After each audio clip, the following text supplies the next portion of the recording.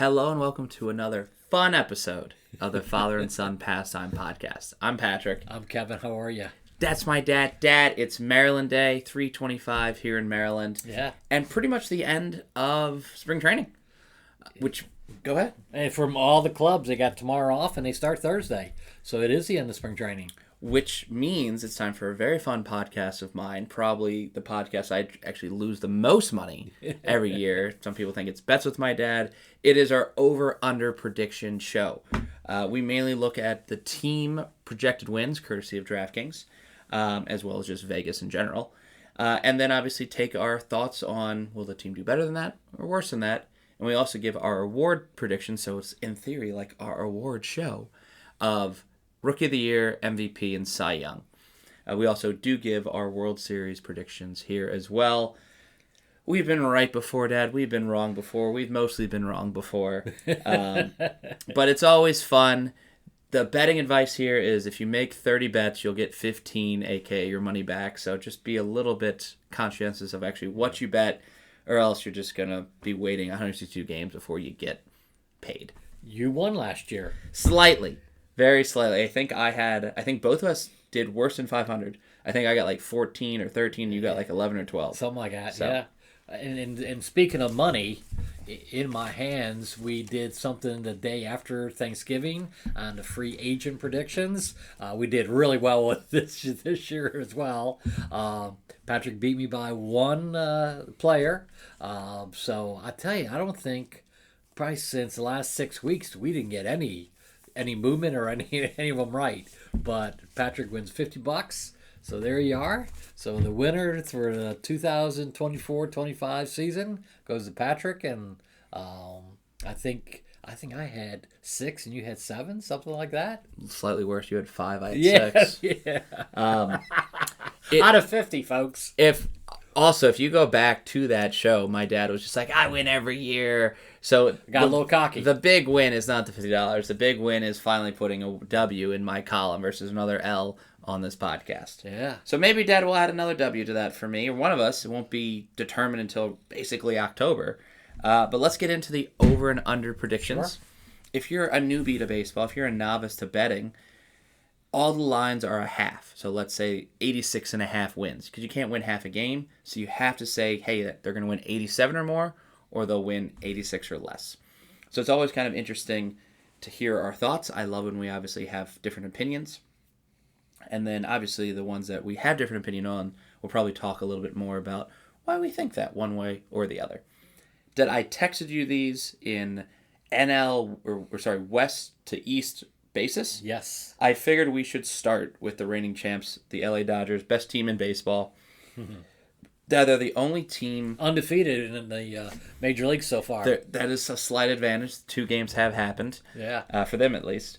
They're the only team, Dad, that we'll talk about that is above 100 projected wins. They have 103.5 projected wins. Are you over or under that total? Over. I am as well. Yeah, I think once Mookie gets better, and he got very, very sick in Japan, lost a lot of weight, but once he gets back, I mean, they have an impressive lineup, and the pitching is pretty good. They have a good year. Only thing that could derail them is injuries, but they have a lot of depth as well. So they look like a juggernaut. Completely agree. If you think the over, it's negative money. I'm going to try to give at least one live bet per division. This is not necessarily specific to the Dodgers, but DraftKings has a most regular season wins by any team. Is it above 106.5 or below? I'm taking the over on that, folks. Live here on the air, betting $10, pays out $25, and I obviously think the Dodgers will be above that. Wow. I think they'll be around 109, 110 regular season wins. Think about that win-loss. They play 152, so that means they'll lose 162, they lose like 40 plus games, which is hard to believe. Yeah. So, I mean, the opposite happened with the White Sox. So yeah. why It's can't like it the happen old the other Chicago way? Bulls. Sure. Dad, the next team, and we're going by projected rankings here as well, so projected wins, is the Diamondbacks at 86.5. Are we over or under that, Dad? I'm over. I am over it too. Why are you over? I think they have a nice ball club. I think one of the biggest additions has been Corbin Burns. I think he's the ace. And if you look at their pitching staff and who they have behind Burns, they line up pretty well. And in the National League, there's some teams that are okay, and I think they're going to do very, very well. They go off to a good start. It's a shame they're going to be facing the Dodgers, but I think they're going to be going over mainly because of pitching and timely hitting. They won 89 games last year, and they got better. So I think maybe that's like the division. They think maybe it's going to be a tighter race. Maybe they think the Padres, the Giants, the Dodgers. But they missed the playoffs last year with 89 wins. The Braves and the Mets got in that weird, crazy last couple games of that series. I think they're determined. I don't think today we just got the news Jordan Montgomery's out. I think they obviously should have traded him day one of the offseason for anything. Now they're stuck paying his salary. Yeah. They still have the largest payroll in team history going into this year. I don't see them selling, and I see them competing. And spoiler alert, I have them going to the playoffs. I have them as a playoff team. Last year they had the same record as the Mets and the Braves, but because of the tiebreakers, they didn't get in. Mm-hmm. But all three were 89-73. Yep. I am going to see if I can eventually take them to make the playoffs, because I really think that they're going to make it. Yeah, I just think that, once you have an ace that really helps your ball club, if you do get in a little bit of a slump, whatever, that's why, the number one starters are so hard to come by, because it stops a 3-game skid if you need something, and Burns last year in the playoffs pitched exceedingly well. Orioles didn't hit, but he's home. I think he's happy. So I think it's going to have a heck of a year. I would actually get more money if I bet the over on the win total than them making the playoffs. So it is over on the Diamondbacks. Dad, if you want to make any live bets and put a lot of money in my account, you just let me know as the odds come. He gets more fun when it comes to the big payoffs of MVP and Cy Young. Yeah. Dad, I'm not going to make any more bets for the rest of this division because I think it gets closer. I don't think there's as much easy calls. Padres, Dad, 85.5. Are you over or under? Under. So far we've had no disagreements. We're complete harmony. This is such a great show. I'll come with some. No, it'll naturally happen. Dad, why do you think the under? I just think they're in a state of confusion. I think they're going to trade somebody let's say they get out to a 500 start. Dylan Cease looks like he's going to be traded. I just think right now they're just listening to offers for King and Cease. They're waiting for the best one, and I think with that lineup, Patrick, I just think they got a lot of shortstops, and I just can't see them with the clubhouse and everything else. If they unravel, I think that clubhouse will turn disarray, and they'll really go pretty low. I'm thinking it's not going to be their year. They had 93 wins last year, so by taking the under, I mean both of us are saying that this team basically got 10 games probably or more worse. I think it's kind of true. I don't think anyone's really talking about the loss of Joe Musgrove and what that means to that pitching staff. But my dad made a great point with the trades. As soon as that one person gets traded, they all do. They have a lot of one-year contracts. They have a lot of low-risk veterans. I think like Jason Hayward, for example, there. I think they'll also move Luis Ariz. I think they'll keep the Tatis and the Jackson Merrills. But yeah, the ownership's openly wanting to cut payroll, not spend as much. They had a reduction from 2023 to 2024. They're looking like they're having that this year. Who knows as this team kind of resets. I thought they were my World Series pick last year. Who knows if they would have won that 5-game set with the Dodgers, how their whole franchise would have changed. But I also think it's on the decline. Yeah, I just think the ownership is in their disarray, and they don't know where they're going to go futuristically. I can see Manny Machado copping an attitude around midseason when they start trading with some people away. I can see it being a bad clubhouse. Next team, Dad, is the just looked at football today for different reasons. Some news in football. San Francisco Giants, Russell Wilson signed with the New York Giants. Oh, okay. San Francisco Giants stat had 80.5, so they're always kind of right around 500 outside that crazy year a couple years ago. Are we thinking over or under? Under. We finally have our first disagreements. Tell me why you think under, I'll tell you why I think over. One, they didn't do anything in the offseason. I thought they did okay. I mean, Adamas. Yeah. Verlander. Yeah, but are they going to be the thing that gets them to the next level? Last year they won 80. Yep. They were 80 and 82. Do they get one game better? I just think they're another franchise that they were looking to get, much improved during the offseason. They added, the two people you just mentioned. I just don't think they improved themselves that much. They were in a whole bunch of discussions, and a whole bunch of people said no to them. So right now, I just think they're a 500 team. I just think that they're another team come, the trading deadline. Do they trade some folks because they're not going to catch up to the Dodgers?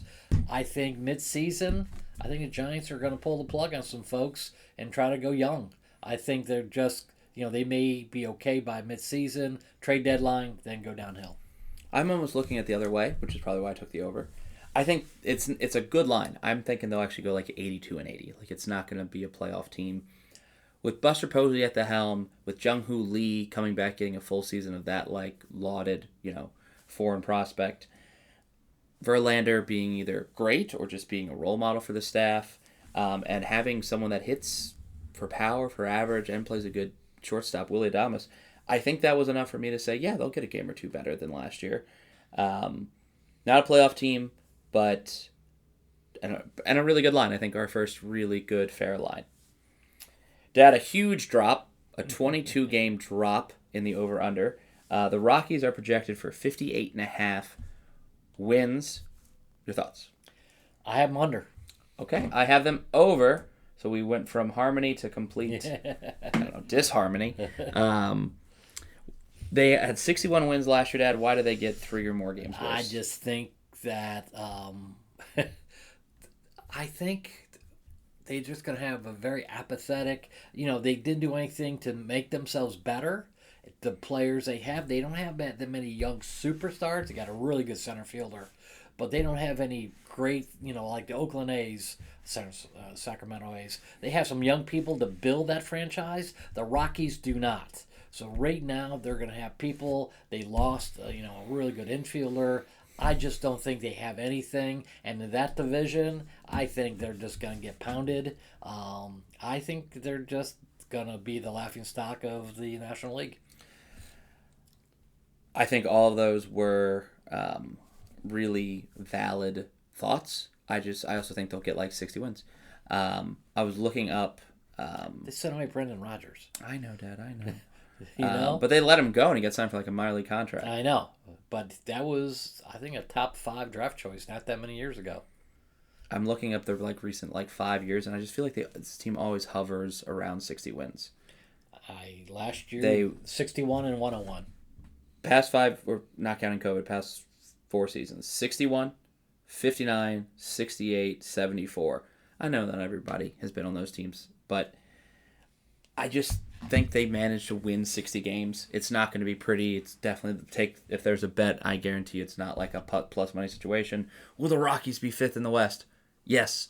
I hate that franchise. I think they could do so much, better things with it. They don't trade right, but who knows? And the owner doesn't invest into the team. But he's best friends with Ryan McMahon, man. I don't know. So we have 2. Can you imagine when the Dodgers go to Rocky Stadium and they play there? You sell tickets. Yeah, true. But you think what the score is going to be? Those are going to be double 10-8. Yeah. Well, yeah. If that. I'm thinking more 13-2. Okay. But anyway, yeah, it's a fun ballpark to go to if you haven't been to Colorado. But right in downtown, we went a couple years ago. It's a fun place to visit. They just don't get themselves a great team. Dad, let's stay west and go to the American League. Now this is where I think we'll have a lot more debate. I think it sounds like we're pretty even on the West, making the Dodgers, the Diamondbacks make the playoffs, and the other 3 teams don't. We were at least agreeing on that. We just disagree with where they fell standings-wise. Astros, Dad, are projected to win the division, but at only 87.5 wins. Are you over or under? Under. I am too. We start off the same here, back to being similar. What are your thoughts? They lost way too much. They, Yeah. Bregman, huge loss. I think they're really going to feel that. Their bullpen is a little, less intimidating now with Presley leaving. I just think, and you got Turner. So I just think that Tucker, and then that's 3 big losses, and they didn't do that much to repair those holes they have in their lineup. I just think they're not going to be that great, and they're really going to feel between Tucker and Bregman. That's a lot of offense they've lost. Yeah. I have the under for even more reasons than that, but all the same. They were 88 win team last year. Remember how bad they started off, and obviously they came back and made the playoffs. I have said in this podcast multiple times that I will always support the Astros. I will take them to the ALCS until they prove that little dynasty's over. And that's what happened last year. First bold take, I don't have the Astros making the playoffs. Yeah, I don't think I do either. I think I have them like third in that division. But, last year, 88 and 73 with the losses, they might have a 80, 82 win season. Yeah.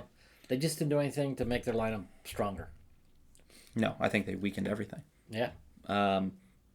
Texas, Dad. Rangers will stay in Texas. They are slated for 85.5 wins. Over or under? Over.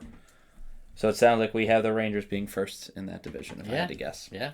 I have them as well. I'm going to switch it up. I'm going to go first here. The Rangers got better. The Rangers had that hangover the World Series last season. I think they have still some prospects. They got Peterson. They have Berger. They have some power hitting. Who do you pitch to? Like, who do you go, all right, we have Simeon, we have Seager, we have Berger, we have Jock Peterson, we have Garcia, and we have Wyatt Langford. Yeah. Oh, yeah, okay. Where do I go here? Yeah. And there's so many other 7, 8, 9 guys, but a lot of injuries are going to come back this year. Mm-hmm. I think Leiter and Rocker they both made the team. I think they can make some immediate impacts. You'll have some of Jacob deGrom. I don't know how much. I don't know how long he'll stay healthy, but he's not out for the year. He will have some impact in some games. Might as well just make them a win. So yeah, I think easily above 85.5. I think this is almost like a 90-72 win team.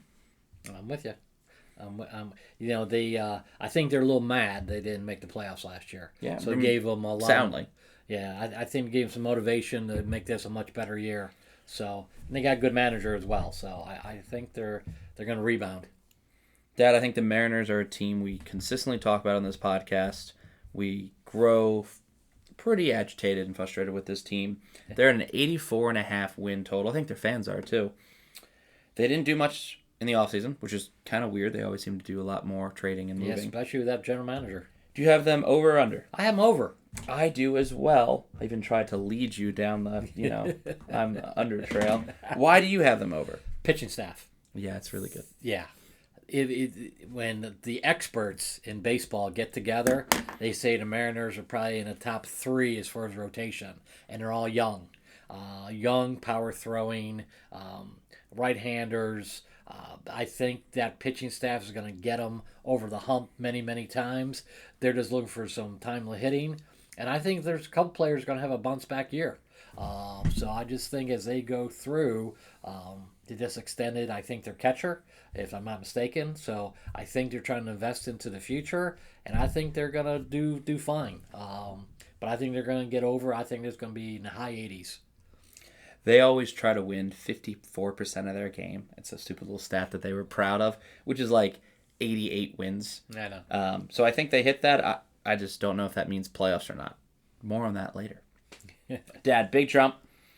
Athletics made some moves this offseason, playing in a minor league park. They had some talent, like you said earlier, like the Lawrence Butler, or L-Butt. Yeah. They got a lot of other talented pieces, too. They signed in Severino. They traded for Springs. 71.5. That is their line. Over or under? I have them over. Me too. We're 4 for 4 in this division so far. They have a really good shortstop coming up. His last name was Wilson, Jacob Wilson, I believe. And, if you really look at the core lineup, that core lineup's not bad. Mm-mm. And they've added some pitching. They got some people coming up through the system. They kept Mason Miller.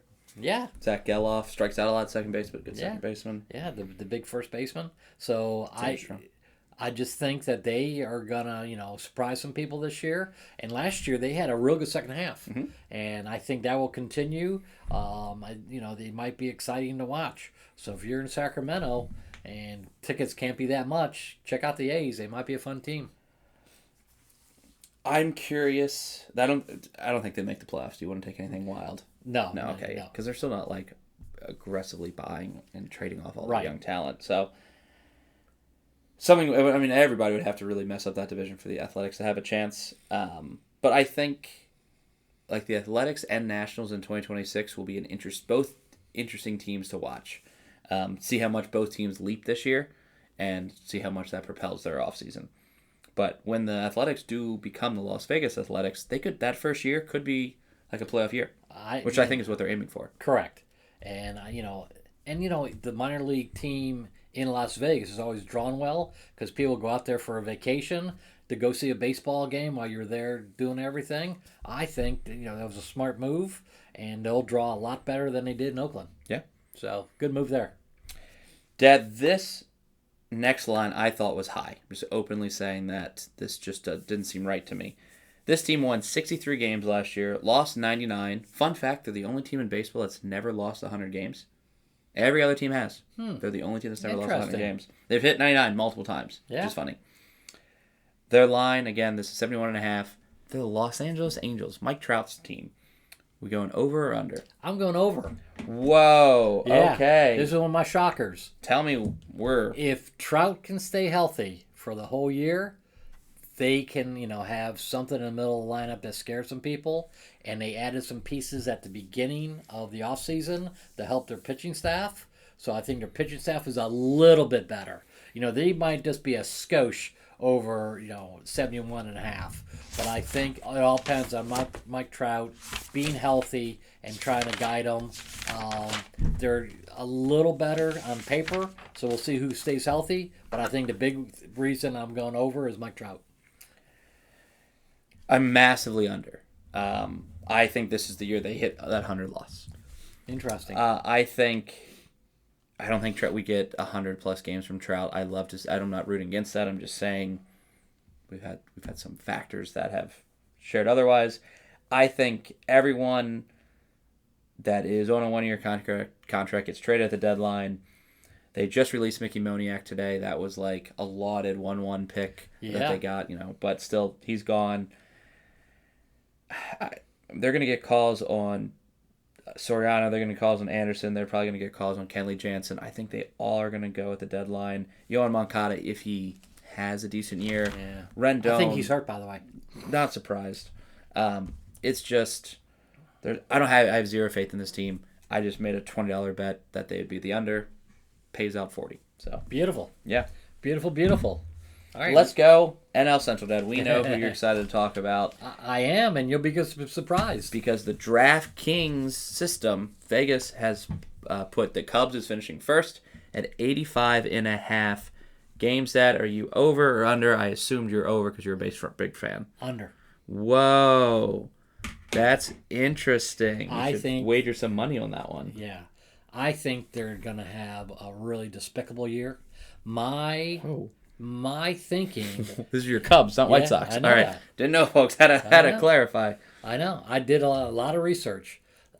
Since Japan, they've lost every exhibition game that they came back and they're getting pounded, by folks.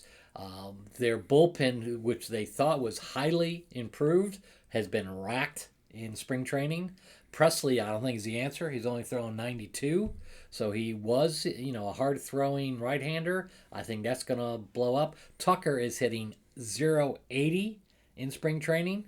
So right now, I can see them, I bet you a lot of money that at the end of April, they'll have a losing record. And that will continue. I think there's some place like DraftKings to place that bet. Sure. April's a rough schedule for them, and they get off to a start that, let's say they're 10 games below 500 at the end of April, early May. I think you'll see that club fold up, and then all of a sudden, come mid-season, they have a hell of a decision to make. And I think they clean house and trade a lot of folks that have, last year the contracts and all that. But I see the cracks in the wall. I don't think it's the Cubs' year. Shocked. I'm not saying it's a Cubs year. I'm taking the over. I think it's a little bit of a sunken cost thing, and this is also a franchise that overly values themselves. But they're just kind of like, we're doing the right thing. We're great. We're the headline of our Cubs Con or whatever it's called. That they traded a lot. They traded a guy that apparently is going to make the Astros roster, by the way, Cam Smith. Yeah, he's a right fielder now. Tucker for that guy. Huge potential. We'll see how it goes for the Astros. Yeah. You could make an argument that any team is an injury away from failing. Monica goes down, no star pitcher really. Tucker goes down. Well, there's your best hitter. I hear all those arguments, but you can make those same arguments for every single team. It is still kind of a weak division. They still play a lot of the Pirates and the Cardinals. I think they'll be over. I think it's a really good line. I think they'll probably actually win 86 games. I would not take that bet like my dad apparently will. But I also don't have them making the playoffs. Obviously, you don't either by everything you've said. Yeah, I don't. I just think that the schedule in April is some really tough teams, and I think that sets the stage. And last year, they didn't do well at the beginning of the year, and they just struggled. And I think last year they finished 83 and 79. I think they're going to be below 500. Well, that would mean people are fired in Chicago. Yeah. I mean, if Jed, and I think they're just, unfortunately, ownership, they should have got Bregman. That would have been a great third baseman for him. What do you think of that lineup with an extra power hitter, and they didn't come up with the funds for him? That was a big kick in the butt for the Cubs. And they got slaughtered in Japan. So I just don't think they're on the upper echelon of the National League. I have to imagine that means you're over for the next team. The team that has dominated the 20s of the Central, the Milwaukee Brewers sit at 83.5 win total. I got them over. I do too. I think that's a disrespectful line. Yeah, they just... they find a way to win. I think they got the best manager in the National League East. I mean, Central, to be quite honest. Murphy, I think he did a really good job last year managing that club. And I think they find a way to win. And they got some speed, and they've made some good trades. So I think the Brewers, I think they win, and they seem to win a lot of 4-2 games. So yeah. I just think that, they know how to win, and they have a good manager. They were 93 win team last year. The line is 83. I don't think losing Adames and Devin Williams is 10 losses. I mean, I argue that this could be like an 88 win Brewers team and still win the Central, but I thought that was really low, and I just placed a bet with DraftKings here. Dad, the Reds. Reds are an interesting team. They got rid of Jonathan India. I don't know who leads their clubhouse, but guess who they brought in? Tito, Terry Francona, to kind of right the ship that has been sinking for a while. And he means business. The line data is 78.5. I think that, in a way, looking at the roster of some rookies, you got superstars in Ellie De La Cruz, but you have some unproven people as well. I don't think it necessarily factors in the Tito element to this team. Do you have the over or under, Dad? Over. I do too. And I have winning the division. Whoa. I don't mind that. I'm just going to go ahead and bet the over myself. I don't know, Dad, if Tito has ever had a losing season. And you know what? Last year... As a head coach, yeah. They seemed to be, rudderless. They didn't have any direction, and, a very athletic team. And in that ballpark, they should be hitting a lot more home runs and all that. I think they got a nice squad, and all those guys that came up through the minors are a year older, and I think Tito's gonna say this is how you play Major League Baseball. So I'm thinking they're gonna be a really good team. I'm looking forward to how they play this year. They may get off to a red hot start, no pun intended. But yeah, I can see him kind of cruising and staying on top for a while. He's had one season, and it was his last year with the Guardians, which was interesting. He had one season below 80 wins this century. Yeah. He lost a lot with the Phillies as when they were going through some stuff in the 90s. Wasn't he sick that year? I feel like that could have been true. Yeah. I don't really remember that Guardians year. But the 2022, I remember that season. That was a great Guardians team. Yeah. And I'm not counting the COVID year. But, I mean, there's the Reds, 90 win, 80 win, 90, 99, like really, really good teams. 2 World Series. It's just, I think that's a factor. And I don't see 78 wins being acceptable to Terry Francona. And division, he can, really be competitive in that division. Sure. So, especially if you say what you said about the Cubs, like Vamoose, Cincinnati. Yeah. That Pittsburgh, Paul Skeens' team, because we're doing that now. 77.5, over or under? Slightly over, just because of the pitching staff. They have some real good young talent. They're not going to be much more than 77.5, but they're going to win their share of games, and they're an exciting team to watch. I hope Pittsburgh gets behind them and gives them some support, but I think there's a fun team, and there's another team that, they get to the trade deadline. Are they going to, ditch some players as well? But right now I got them over, not by much. They won 76 games last year. I don't think they got better. And Skeen was only with him for about half that season. He was with him for a little bit more. He came in late May, I believe. I know you're probably going to say something about Bubba Chandler or some other rookies clicking. Gonzalez, who knows? I don't think this team, and I think they should have. I think this team, I think the Nationals, I think there's a lot of other opportunities for pushes. That here's an opportunity, let's go get a guy long term. They didn't. They didn't make any commitments to these people. They didn't better the team. They could have. Tommy Pham was like their addition. I just think that there'll be some trades. I also think my guy David Bednar is probably no longer going to be in the law firm out there. I think this will be more like a 74-75 win Pirates team.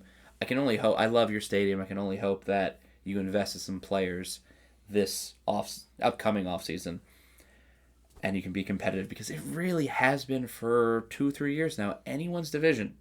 It really has. And they start out well, and then they fade. They do fade because they don't get invested. Because think about every other team. Yeah, they get new juice around the deadline. Yeah, that's true. Because every team has injuries. Every team has slumps.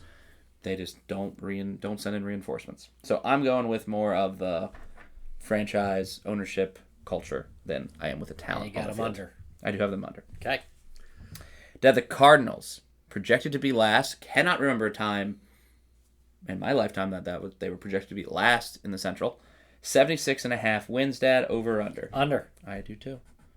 You can't be actively shopping your players and for me to pick an over. And your star players. Yeah. You know. Helsley, Arenado, the whole pitching staffs.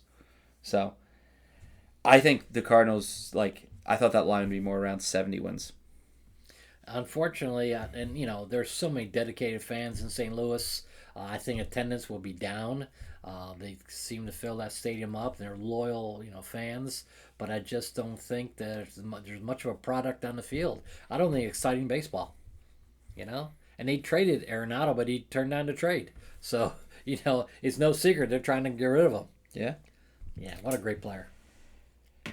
Dad, let's move to the Central. I have lots of thoughts. This is a very wild division, as 3 teams made the playoffs last year from this, which is we always had one.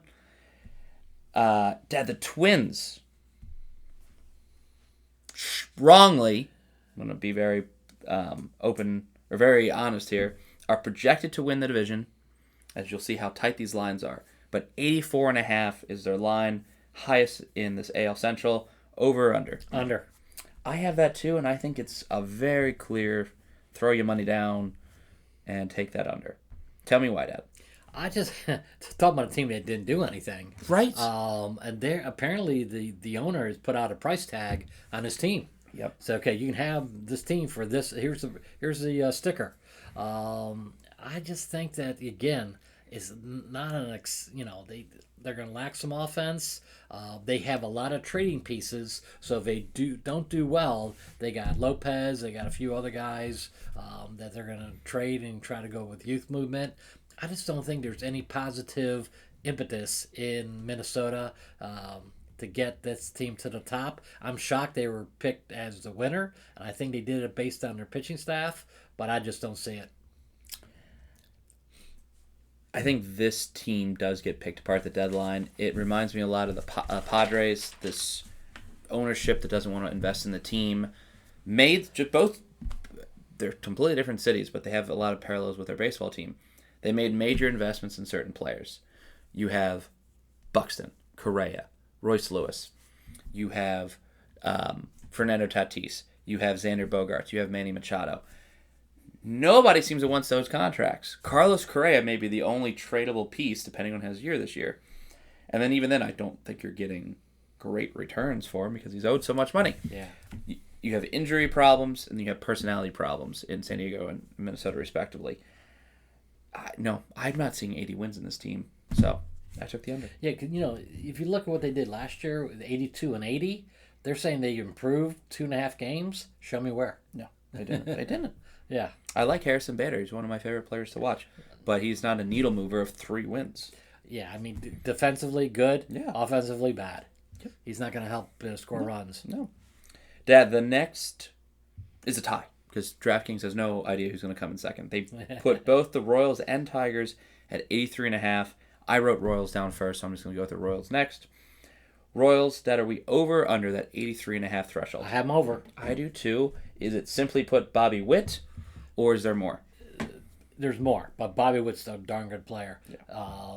And last year they were 86 and 76, so I don't think they went down 3 games.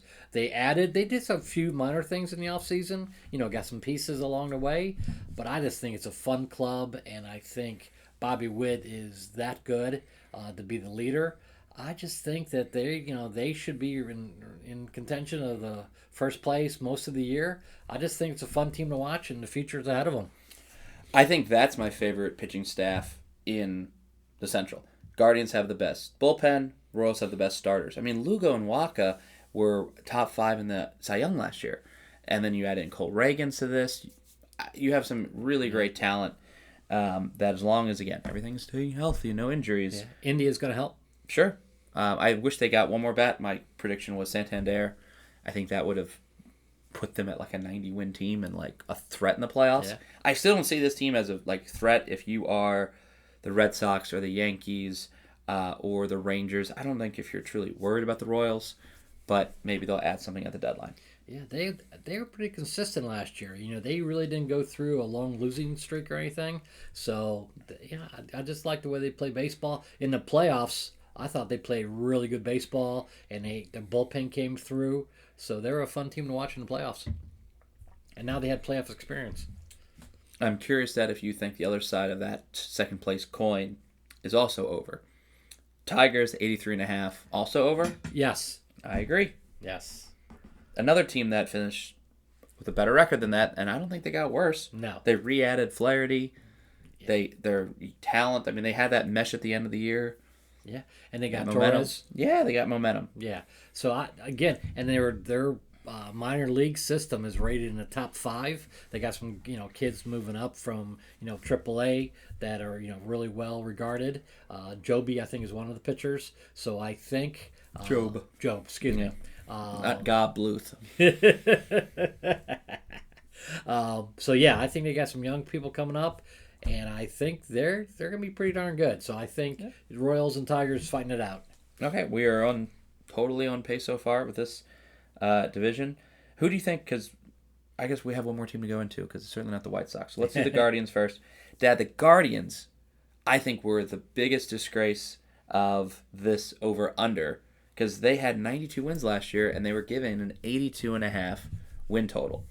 What's your thoughts? The Guardians, I have it over. Me too. Yeah. Again, defensively and pitching wise, they're darn good. They added a few pieces, nothing to write home about, and stars and all that stuff. But they just play solid baseball. Yeah. And you watch them play, and 5-3, 4-2. Those are ones that they lock into. Yeah, they're a fun team to watch. So it's going to be a competitive division, and I can see the Twins finishing fourth. Yep. I have the Guardians as an easy first. I think the line's so bad because of Jimenez and Naylor, but they improved an already amazing bullpen by getting Paul Sewald. Who's going to be set up? I think Ramirez is always an MVP candidate. Stephen Kwan could have the batting title.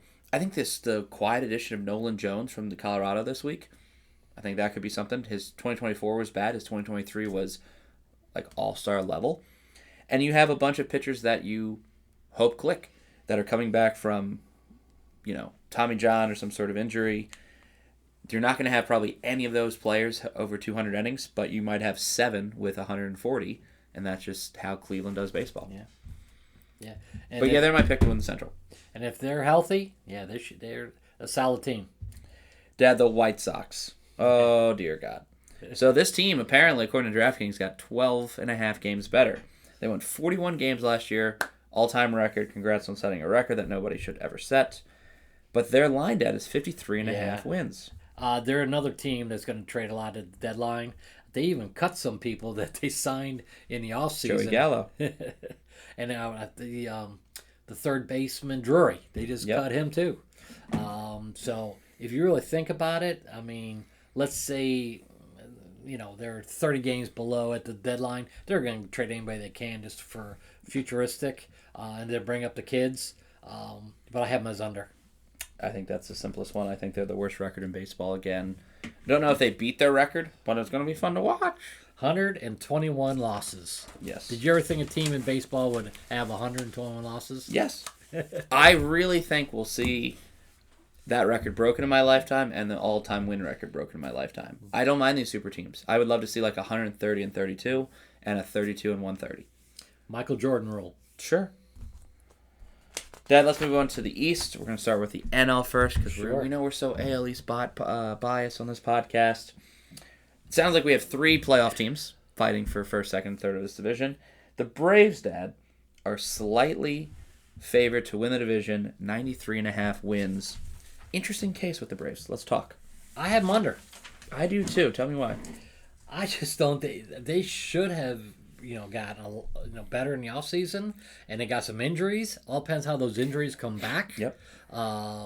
Especially in the pitching staff. So right now they may get off to a slower start until they get better, and could be mid-season for anybody's healthy. But there's a lot of games between start of season and let's say June 15th, whatever. I just don't think the start of season is going to be that great for them. They might push, but they may get last year was 89. I just think it might be mid to upper 80s, but then not 93.5. Yeah, I thought this was a little too high. Very similar thoughts. I think Acuna, I've heard either late May or early June. Strider's like late April, early May. And then great, but then you got to strengthen your arm. You got to strengthen your muscles. What is that hole in a very supercharged division? I still have them as a playoff team. But I think it's like just like last year, like a last seed in type of thing, at like 88. First 4 out? 87. I don't know about first 4 out. Joke. But I don't see them winning the division. The Phillies are next at 91.5. They won the division last year. What are your thoughts? I have them under. Whoa. Yeah. And I read a really good article. Sorry, Ryan Smith. They have read a really good article. They say this could be the year that age catches up with the Phillies. If you look at their lineup, they're right now, getting to the late 20s, early 30s. There were some cracks in the wall last year. Their bullpen is going to be a little less, effective this year. They lost some players out of that. I just think that this could be the year that they suffer some injuries and they get a little old, and they might get 89, 88, but I don't think they're getting 91.5 just because the age might creep up with them. I think that's a very valid thing, but I think there's too many stars, despite some slightly aging statistics. They have just the best rotation in the East. Going back with the Braves, you might say something about Ronaldo Lopez or Chris Sale. I think they both just had their career year. I don't think they'll have better years this year. The Phillies always have Wheeler. He's always a Cy Young candidate. They still have Aaron Nola. They traded for Jesus Luzardo. Yep. They have a really good rotation, and unlike the Braves, none of them are currently hurt. So I think they're going into the season with the best odds of winning the East. It's interesting. That article pointed out with Schwarber, he said, he hits home run, all that, but he's not a leading hitter. Yeah, I don't like him leading off. Yeah, the Phillies need a leadoff hitter, and they thought, give me Doug Glanville. You're versus Pennsylvania, but they're saying that Trey Turner was supposed to be one of the either hit one or two. He hasn't really come up with that. He's kind of like, was he hitting like 6, 7, something like that in the lineup? Mm-hmm. So they're saying that he wasn't worth the money that they paid him. So there's some, we'll see what happens. But, will Harper have the season he's had and everything? So there's a lot of question marks in my opinion. I wish they did trade what they said they were supposed to trade, either Bohm or Castellanos, because you come back to the team like, hey, weren't you guys supposed to trade me? I guess I'm playing. Yeah. So there's always a little awkwardness there, but I think this team does gel together, and I think the city does support them.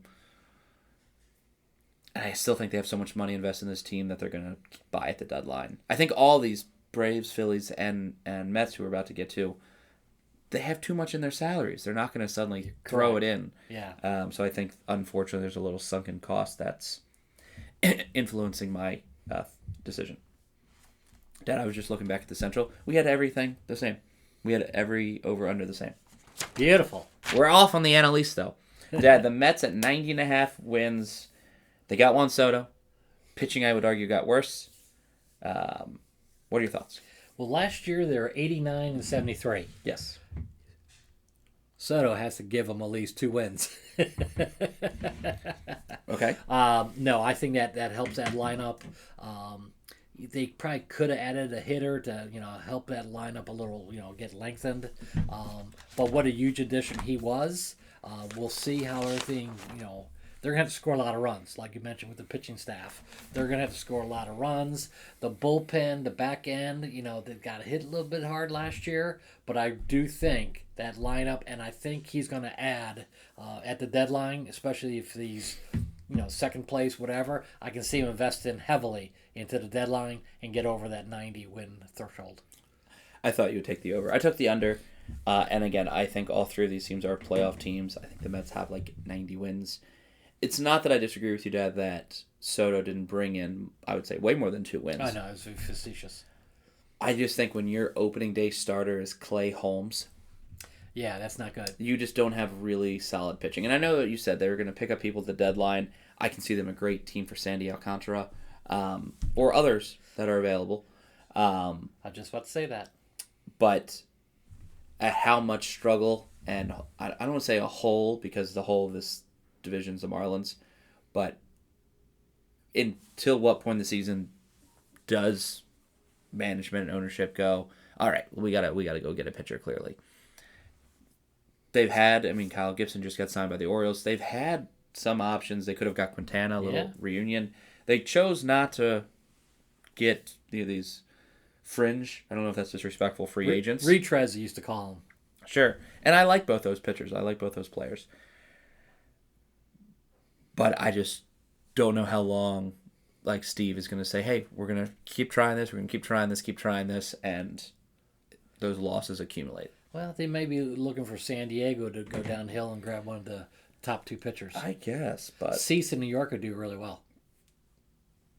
Anyways, I think Sandy is fit for that team. Yeah. Yes, trading in division, I don't care. Neither does Steve Cohen. No. Dad, the Nats. Very interesting offseason. I think they did awful. You thought they did great. No surprise if we have a different thought on this. 72.5 wins, Dad, over under. They had 71 last year. I have them as an over. Damn, I have them as an over too.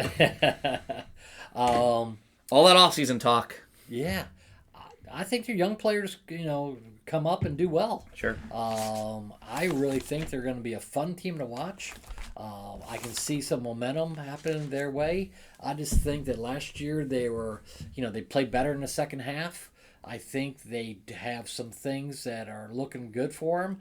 And talking about a farm system that's produced, they got like 3 or 4 people waiting to get onto the major league roster. Their outfield is very good. I think it's an exciting time. My concerns weren't. I mean, I took the over too. I think they'll be like a 75-win team. My concerns weren't with the offense. It was with the pitching. I think this is the worst bullpen in baseball, and I think it's one of the worst starting 5. You don't have a lot of upcoming talent in that area too. I think there's like one bullpen guy, but I don't know if that's going to make a big difference. The upcoming talent is Brady House. It's who's already there with Wood and Cruz in the outfield. But you haven't heard of, here's our next pitching prospect. True. They got a lot of offense. And I think they should have got, honestly, a Scherzer reunion or someone like with veteran leadership. I agree. A Verlander would have worked too. They got Finnegan back. I know. But as a starter. No, he's going to be... No. I'm saying they should have got a starter. Oh, I know. I still think their bullpen's awful with or without Finnegan. Right. And I think he also could be traded midseason. When you come off that Patrick Corbin money and you don't do anything with it, I almost want to change my mind and say under, but I'm going to keep the over. It's just not going to be that many games above it. Could have been a fun team, but not in that division. Yeah. Dad, the Marlins. Sorry. I didn't even tell you the number yet. That's pretty funny. Hopefully a ballpark we see this year, Dad. I didn't even give you a number, but 63.5 is the number. What are your thoughts? I have under, and I think they're going to even decimate that roster even further. I just think that if it's a talented player, they're going to find a reason to get rid of them. It's one of those bad franchises that, you're kind of saying, in the next 5 years, are they one of the teams that get moved? They don't draw well, and I think, we'll hopefully see the stadium, but I just can't see them, especially if they, to trade their ace and everything else. I can see them be in the high 50s for a win total. Yeah, I think 55 is probably where I'd put them. They don't have any prospect, like any hope, Yeah. Even Connor Norby got injured this week. Yeah. Dad, we're moving to the AL East, our last division before we get into the big fun stuff. So thanks for hanging out with us so far, folks. Dad, the Yankees are projected to win the AL East, but not by that many games. 89.5, over or under? I have under. I do too. I think that, losing Cole, and then I think they lost another pitcher. I think they're right now, they don't know what to do for starting rotation. And I really think... Rookie of the year, by the way, Louis Heel was the other issue. Correct. Thank you. And, Stanton's out right now, and that injury might last for a while. I just don't see him any star quality on that team, and they lost Soto. I don't see it. I think they're going to struggle this year. So unless they make a trade and all that stuff, I'm surprised that Cashman hasn't traded for somebody, since Cole went on the 60-day disabled list. I thought for sure they would repair that, but they didn't. Yes, I think the Max Fried signing looks great because it just replaces Cole, but it doesn't make your team better. And then you really just have the Soto loss. You're an Aaron Judge injury away from probably not making the playoffs. So I took the under. I still think they do make the playoffs. I just think it has a wild card team, which is probably shocking to some New York fans, but maybe not. I think this team is whatever the lowest seed is for the playoff, whether that's 85 or 86 wins. Yeah. Dad, surprisingly, the Orioles are 87.5 wins. A lot of my opinion, we're probably too close to the situation here. A little turmoil in Baltimore. New owners, not doing well. Ticket prices going up. Talent on the field, not so much. Loss of Burns and Santander. No real replacement. 1-year contracts. Even Tyler O'Neill's will be 1 year because he'll opt out. Over or under? Under. 87.5. I have it under, and I think they're going to struggle. Gunner's out for a couple weeks. The couple pitchers won't be back to at least mid-season or beyond. Who knows if Batista is going to be what he was before his Tommy John. I just think that they gambled, and it wasn't a good gamble. Their starting rotation, the average age is 35. You're talking, a couple injuries to starting rotation. They're in big trouble because they don't have any young guys to come up from AAA to fill in the gaps. So their big, impetus that they had in their AAA, they're with the team now, and the second wave is nowhere to be found. So I'm thinking that if they get off to a bad start, I think the panic's going to set in, and I just don't see them, even close to 87 wins. So I think they're going to hurt offensively and in pitching. My second hot take or biggest hot take is that the Orioles come in fifth, not make the playoffs, but fully are last in the AL East again. This is a team that doesn't have a lot of money invested compared to the Phillies or the Braves or the Mets. That if they are 4 games below 500 at the break, they're going to sell. Gunner has a thing between his ribs that makes swinging hard. If you haven't seen that, intercostal. Adley had a horrible second half last year. What is the pitching staff? I mean, it almost looks. You're not going to have any people getting over 200. Grayson has a little bit of an injury too. You lack an ace. There's no Corbin this year. There's no game 1 of the playoffs. I just think they had a really horrible offseason that, sure, if you add up the dollars, it was probably average, but it felt cheap in every way. They're way under the price gauge. Sure. No big names. No just aging, not even superstars, just aging players. I don't understand this direction. No extensions for any of the big players. Yeah. I don't know. I see people like Mountcastle and Mullins move to the deadline, and any of the 1-year contract additions, the Mortons if he's talented, if Sugano's talented. They all throw in the low 90s. In Camden Yards, they're going to tee off. I was looking at who is the projected true home opener starter this weekend, because they play 4 games in Toronto. Who's their 5th player, and that's Kate Povich. Yeah. Soft tossing lefty. Okay. The other thing that they did with Adley, they had Adley DH a lot, and they had a good backup catcher last year. He went James McCann, and now they got Gary Sanchez. Right, and Sanchez is not a good defensive catcher. Correct. So all of a sudden, if they're going to give days off to Adley behind the plate, they're going to run all day on Sanchez. Yes, I think Gary Sanchez led the league in pass balls one year. I think it was with the Yankees. Yeah, but yeah. Yeah. I mean, wasn't a good pickup. They should have picked up a defensive. Or just signed McCann back. He lasted until like a couple weeks ago. Yeah, and then he would have been cheaper than Gary Sanchez. I know, and I think he liked being in Baltimore. So it didn't make any sense. Everyone was not the biggest guy in the clubhouse. That would be Felix Bautista, but everyone was scared of McCann. Yeah, you didn't want to run over him, that's for sure. Yeah, Dad, the Red Sox projected only 1 win behind the Orioles, 86.5. I'll go first here. I have the over. I have this team winning the East. Ditto. I have the shirt on to make sure everybody knows the favorite. I think they're going to be a fun team to watch. Can you imagine the home runs and the balls that get off the green monster? I mean, you're talking about a lot of guys who are going to hit line drives, and you'll hear that ding off the wall. What they did was pretty clever with Devers. They're saying, hey, we got Bregman and all that stuff. We're going to try him at second base, but then all of a sudden slid Devers over to DH, which was a really good move. Bregman at third base helps their defense. They got the kid, playing second base. Christian Campbell. I think he's got speed. He's a great player. Athletically, it's one of the better athletic teams Boston's had for a while. I think it's a great balance of talent, that's proven talent, such as Bregman or obviously Devers or anything like that. Plus, I think Jarren Duran's almost in that conversation too. And then you have a bunch of talented, talented youth. And that is, sure, Roman Anthony, that's Christian Campbell. I think Tristan Casas is still in that. I think Rafaela is still in that. I think Willie Abreu is still in that mix. I think they're just a nice balance.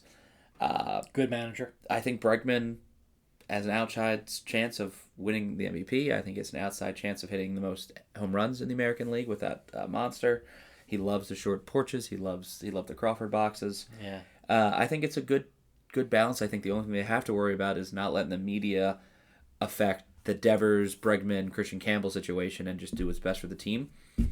And if Devers can, I don't even know, because every interview I've watched of Devers since he came up in 2018, he seems like a humble kid. Maybe money changes you, but your contract is still the same.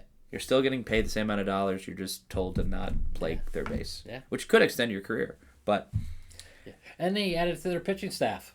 Yes. They did very well with that trade. Probably one of the better trades in the offseason. Yeah. And by the way, anyone could have made that trade. Your team could have made that trade, especially the Baltimore Orioles. Very similar package they could have put together. They chose not to. They had the capital. Samuel Basallo, Heston Kjerstad, some other prospects. It's the same package as Kyle Teal and the other prospects involved there. Couldn't pull the trigger. Dad, 2 more over-unders. The minor league Steinbrenner Field Tampa Bay Rays are somehow projected, because I guess all their pitchers are returning, but 81.5 wins. Over or under? I have them over. That's so strange to me. I have them under, but go ahead. You know, everything that I read when I did my research, they're all saying that all the trades that they made last year, all those, AAA guys that they got in all those trades are going to come up. They're going to be a very young, and the pitching staff is going to be very solid, but they say they have enough youth and speed to make it interesting. They're saying, hey, Rays might be one of the sleepers in the major leagues this year. And again, they're saying pitching, speed, and defense might get them competitive in the division. Over is plus money if you're interested. But I'm taking the under. I don't... You're gambling on every single injured pitcher coming back is what they were before injury. That Shane McClanahan can throw 200 innings. I think 130. I think when you have great pitching, you want like an MLB ballpark to help almost support that. You have the humid air of Florida. I think balls are flying out. I think we see like a Those point. day games are going to be something. I think we see like a point increase for all these kids' ERA. I think they are still probably like a third place, fourth place team, but probably right around the 80, 78 win mark. I don't know who they trade. The Rays traded Randy Rosarito last year, so no one's safe. So Yandy Diaz could go. There's your offense, Yeah. Brandon Lowe could finally go. But, Dad, the Jays, 78.5 win total. Very active offseason. You had like every free agent going to that team, if you recall, from November. What do you think of their chances? Under. Because they're going to make the big trade. You're so wishy-washy with this team. It's insane. Well, they didn't do They're going to add every single player. Are going to get Shohei Ohtani. Well, I'm kidding. Go ahead. The problem is they didn't do anything in the offseason. They did a lot in the offseason. They got Andres Jimenez. Okay. They didn't do that much. They could have done a lot more. They seem to finish... Max Scherzer, Jeff Hoffman, Andres Jimenez. Okay. And Santander. But they were in the running for a lot of the superstars and finished second or third in a lot of the superstars. They're in a running for Bregman. They lost with Bregman, the Japanese pitchers. So they just couldn't pull the trigger on some stuff. I just think that if they have a losing record, the big trade is going to happen, and they're going to get rid of some stars and go from there. They may be competitive first half, second half they will not. I think they go exactly what the Angels did in 2023. They want to show Bichette and Guerrero that this is a playoff team. And they probably still fall short of the playoffs. I think this is like an 84-win team, 83-win team. But if you trade Bo and trade Vladdy, I think it sets your franchise down 6-7 years. I mean, you're going to get top-level prospects for these guys. You might get 4 for Vladdy. 1 clicks, maybe 2, 1.5. But at what time? Is that in 2029? Is that in 2028? Like, there's a lot of risk. to completely resetting your franchise. We saw what happened when the Cubs did this.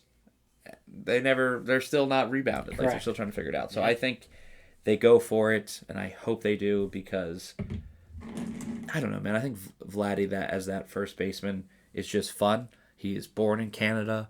His dad was an Expo. It's just his last remaining Canadian team. I think it's fun. I'll take the over, but not the playoffs. Dad, in total, we have 1, 2, 3, 4, 5, 6, 7, 8, 9 difference. So that's where that is where we will have to watch for in 2025. The Giants, Rockies, Angels, Cubs. Very interesting. That could be the pivot. Pirates, Phillies, Mets, Rays, and Jays are our 9 different teams. Can't tie because there's 9. Yeah. But so the Cubs literally could be that difference maker. Yeah.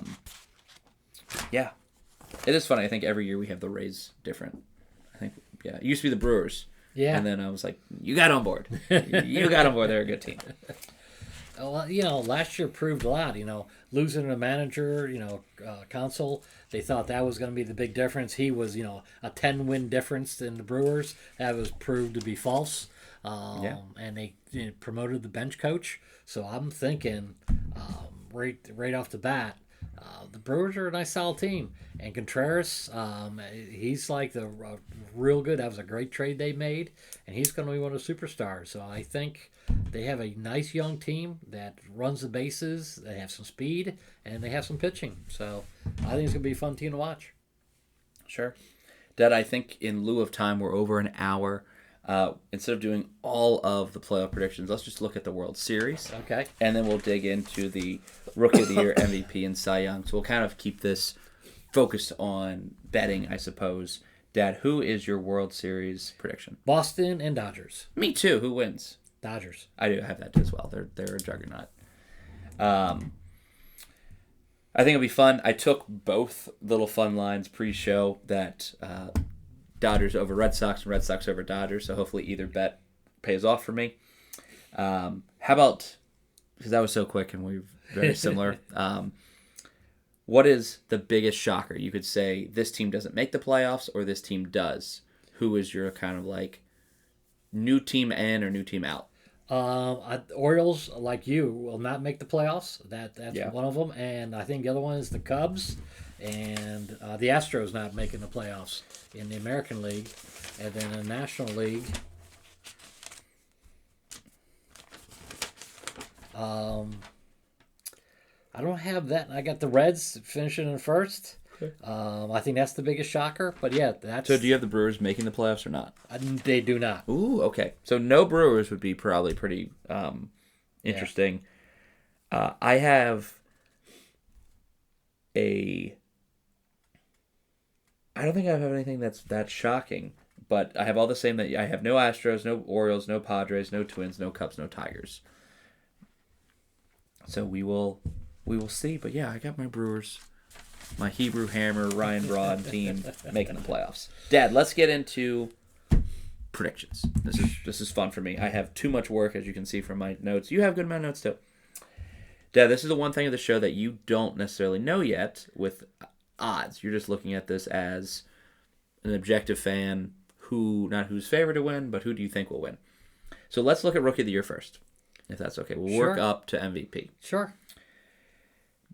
How I kind of have these people, Dad, is chalk, which is any odds less than 1,000 to 1. Not 1,000 to 1. Technically, it's plus 1,000. The chalk picks would be Christian Campbell, Jason Dominguez, Cam Smith, believe it or not, of the former Cub. Interesting. Roman Anthony, Jackson Jobe, and Jacob Wilson. They're all the 6 favored picks.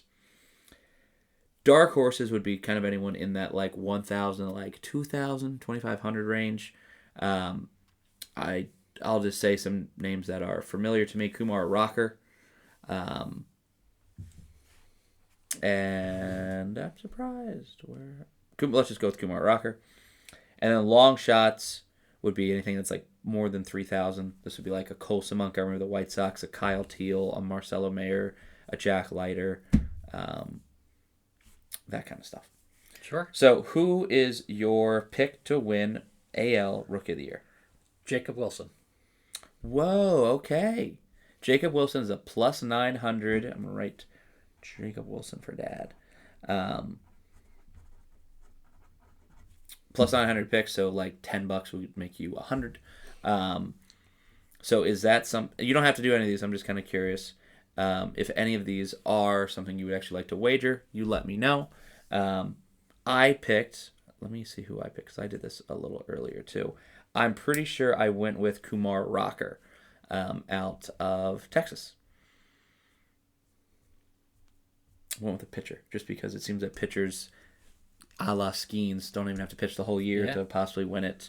But people like Jackson Merrill can go all year and still not win it. I think there should be a Rookie of the Year pitcher, Rookie of the Year position player.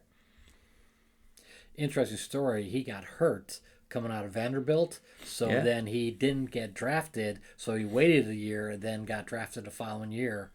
Still got a lot of money, but he was a heck of a pitcher in college. Yes, I think I do remember that, because he played like independent ball, if I recall. He did. And that was just interesting. Yeah. But Dad, are you feeling any bets, any placing strongly for Jacob Wilson, or just stating it and putting it out there? Stating and putting it out there. No problem.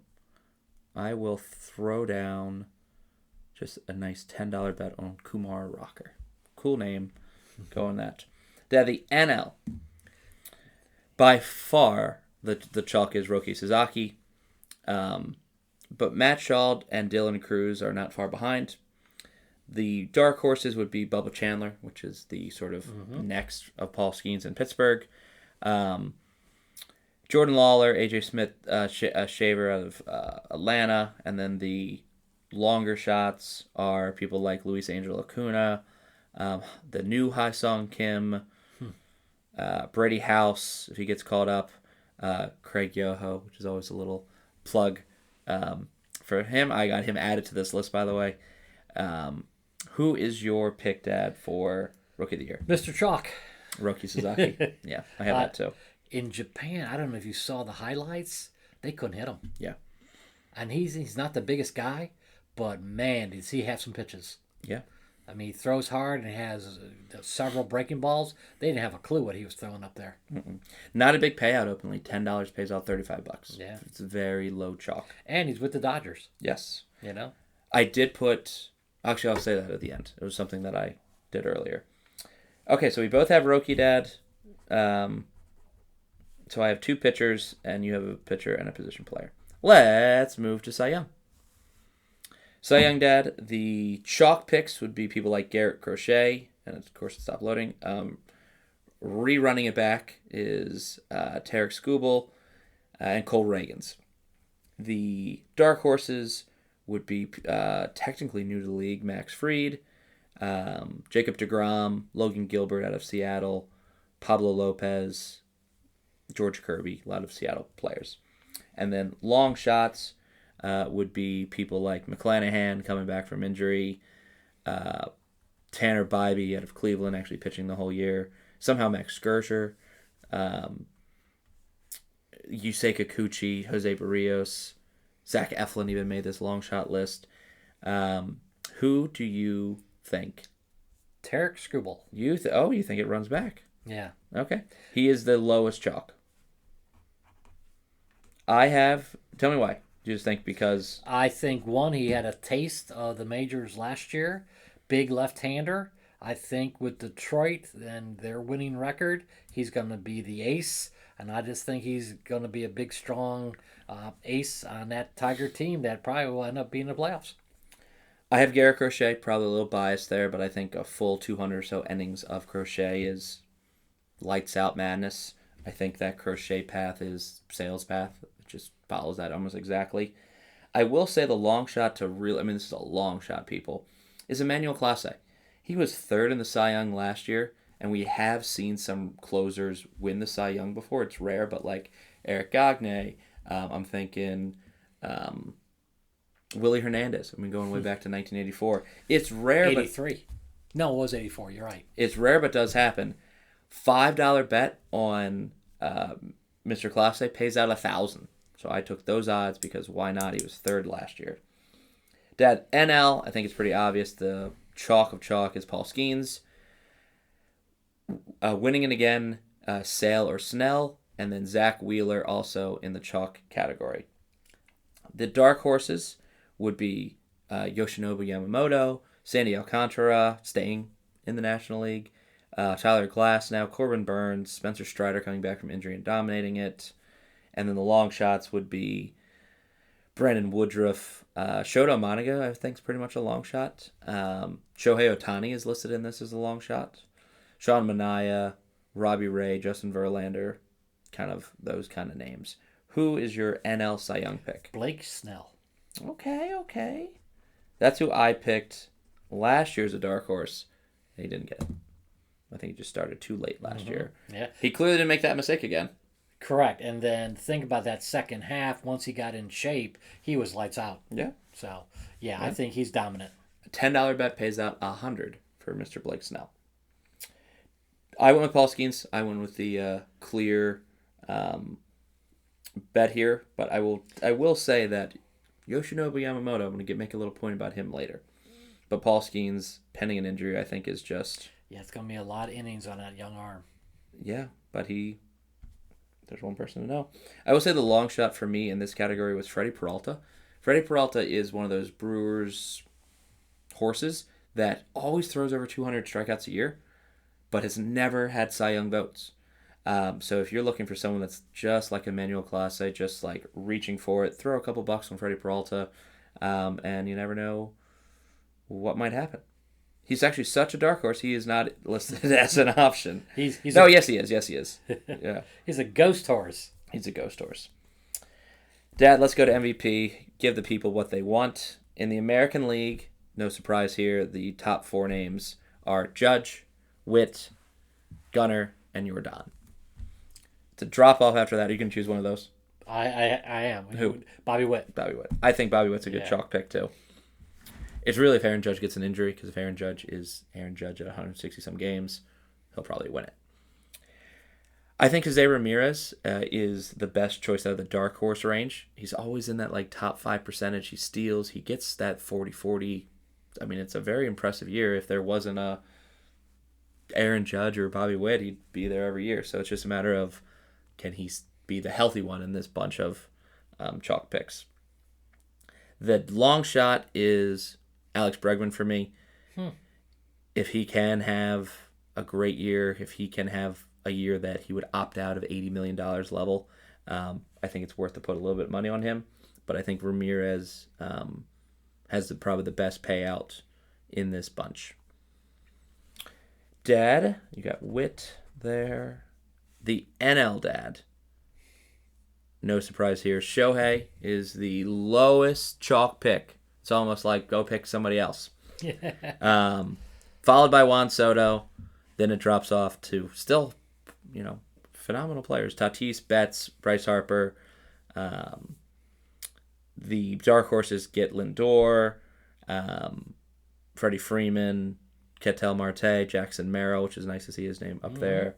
And the long shots are people like James Wood, Kyle Schwarber, Wilson Contreras, even Blake Snell got a mention. Thoughts on chalk? Shohei Ohtani.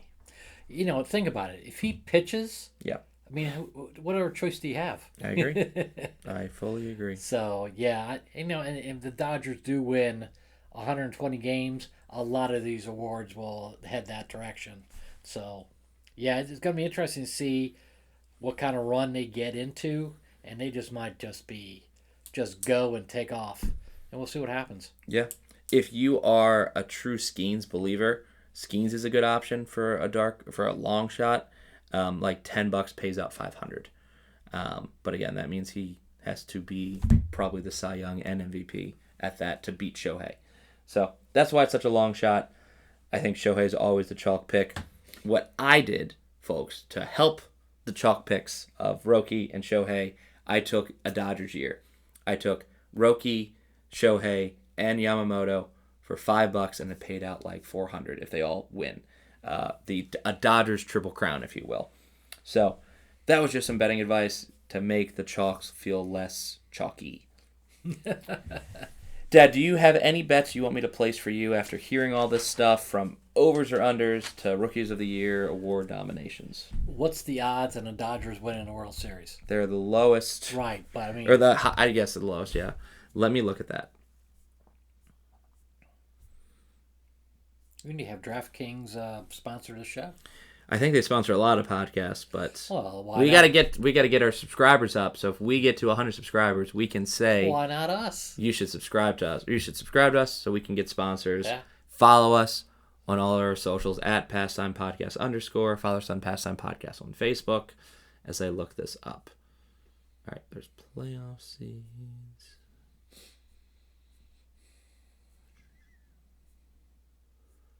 Series props.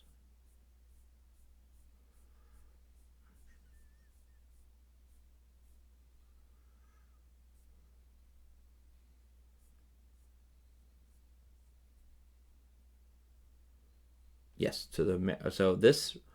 Ooh, I'm curious. As of right now, they only allow you to pick the American League winner or National League winner, but you can pick the exact result of those things. I'm trying to see if there's any divisions.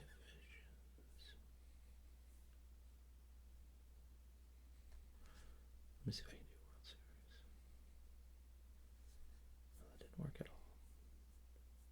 all. Oh, I got champion. Hey, I found it.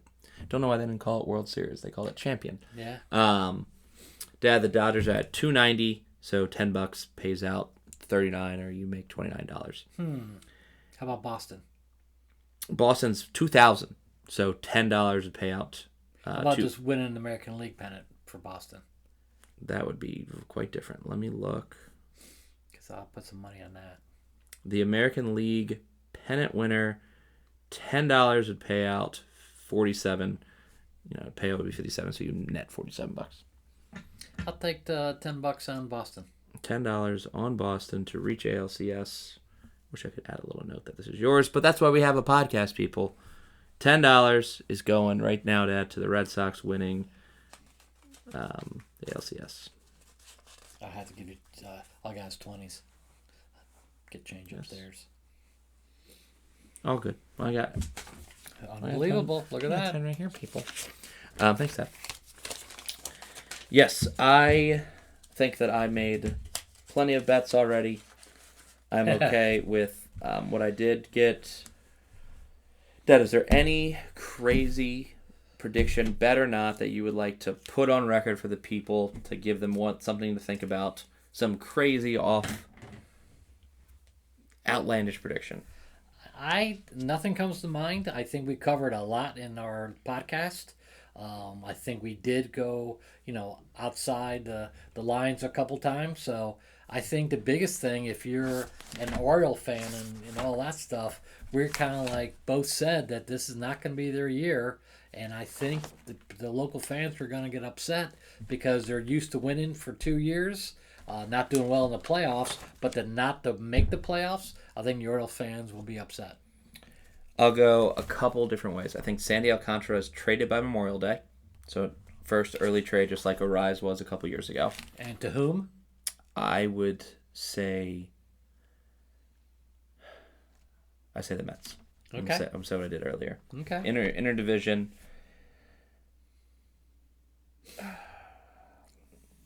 There's a lot that I can kind of even go crazier. I think Alex Bregman is your AL home run champion. I think Alex Bregman hits more home runs than Shohei Ohtani this year. Just to really have fun with it. Tell me I'm wrong, but I wanted to. You wanted crazy. I gave you crazy. I'll take money on that one. I wouldn't place it. I'm just stating it. But I'm sure those odds are heavily against Bregman. Yeah. But he stays healthy. He really does. And, Shohei doesn't. So Bregman has the risk adverse for him. But yeah, I just think he's going to either lead the home runs or he'll lead in doubles. He'll just be a little shot hitting off the wall or he'll hit over it. Bueller as comeback player of the year? That could be fun. I will say manager of the year is Terry Francona. I knew you were going that way. And Alex Cora for obvious reasons. Yeah. But yeah. Yeah, I'm happy for the Red Sox faithful. They had a rough couple years, so it'd be good to get the Red Sox back. And it's good for baseball. You know? Something that I always talk to my Yankee friends about is the Yankees have had winning records for 20-some years, like 25 straight years, but one championship. The Red Sox have had pretty much an even amount of winning seasons and losing seasons, but 4 championships. What would you rather be a fan of? Consistent winning but disappointment, or multi-time champions with some completely checked out seasons in between? Always fun to discuss in the comments. And the parades. Don't forget the parades. Yeah, 4 parades versus 1 parade. Duck boats, no duck boats. Thank you guys for watching this about hour and a half podcast. We won't have anything, until probably late April, maybe even early May. So enjoy opening day, Yes. Whether it's a 20-degree day in Minnesota or an 80-degree day down in Miami. I hope you enjoy it. Have fun. Watch it on TV. Call in sick. And again, baseball's back. It's the best thing. Yeah. Happy spring, everybody. Leave your crazy predictions. Tell us what craziness we shouted in this hour and a half in the comments below. And again, do all that like and subscribing that I talked about earlier. Make us happy. Grow us to 100 subscribers by the end of the season. We would love that. Thanks for listening. Bye-bye.